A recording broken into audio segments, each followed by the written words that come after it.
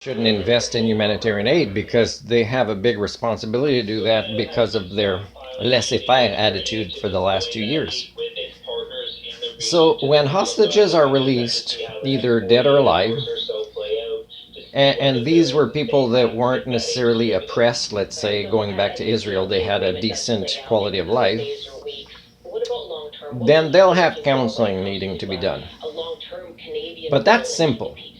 But fixing what's happened in the last 2 years, and by the way, the hostages returned and their families shouldn't be turned into the next extremists, right? Zionists. They should say, you know what? Let's marry a Palestinian in our family. Let's create bonds that are real and not fake, because new buildings will be built, right?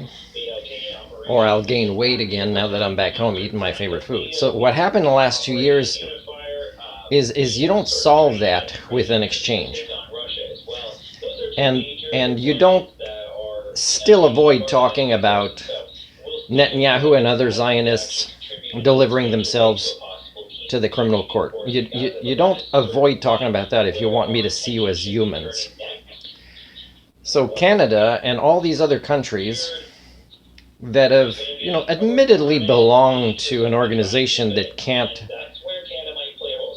discipline itself, provide itself with consequences among its members, let's say the United Nations or NATO or even BRICS or whatever, when countries act in ways that are not acceptable, either to our allies or to our, opponents, because you guys are still seeing this black and white thing instead of learning to know each other and know that really, as social creatures, you all have the same needs that could have been filled by now if you weren't sick with a variety of human domestication syndromes.